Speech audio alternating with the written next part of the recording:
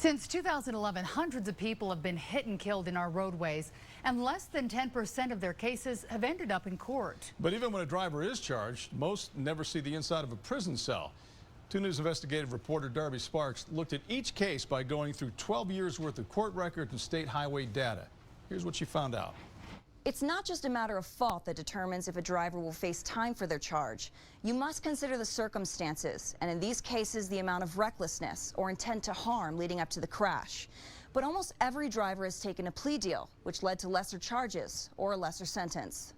She's always remembered. Tequila Garcia's photo sits on the mantle of Angelia Jones's fireplace, along with her mother and son, as a tribute to those she's lost. There's no way to not love her. She was just a ray of sunshine. We need more people like her in this world. Which is why Jones says she wasn't surprised when Garcia told her she was taking 2 people into her home who needed her help, Andre Mendoza and Alejandra Molina. They were homeless, and she wanted to help them because she just helped everybody out. But things took a fatal turn in December 2018 when the 3 got into a heated late-night argument. Court documents say that a witness found Garcia covered in blood, barely alive, in the driveway of her home. Shortly afterwards, police found Mendoza's car with evidence of Garcia's blood, tissue, and clothing on it. An accident technician determined Mendoza had hit her while in reverse, accelerating the gas in order to roll over her body as he fled the scene. Do you think that he intended to run her over? Yes, I do. Mendoza was charged with substance-induced automobile homicide and criminal negligence, a second-degree felony, punishable by 1 to 5 years in prison. He took a plea deal and was sentenced to 1 year in jail with 36 months probation,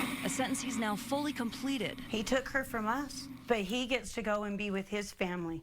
What kind of consequences is that? That should be treated very similarly to any type of assault or homicide with a dangerous weapon. Ken Ivory, a state representative, says he's been looking into state laws around victim advocacy and sentencing. Taking a life is serious in any circumstance, across the spectrum. A year in jail and probation is one of the most common sentences the state offers in return for plea deals in Utah traffic fatality cases. It's not fair. It's not right. My investigation shows that a plea deal almost always results in a lighter sentence or drop charges, and 99% of defendants choose to take one. Another case that received the same sentence involved Aaron Burleson, who hit and killed a toddler in 2015 while high on marijuana in a South Ogden parking lot. He took a plea deal in return for the state reducing his charges to felony manslaughter, suspending his prison time. In many cases, drop charges are ones that defendants have been charged with previously. In 2021, Daniel Wilkinson killed a pedestrian in Midvale and was given a year in jail after agreeing to plead guilty to a hit and run. The state dropped an additional 17 previous driving-related charges against him. Our #1 job should be to protect the innocent. He knew she was there. Angelia says she feels the justice system didn't consider retribution for her friend. I think they have forgotten what their real duty is, and that is to make people pay for the crimes that they've done. While a year in jail is a common sentence, it's not the only one.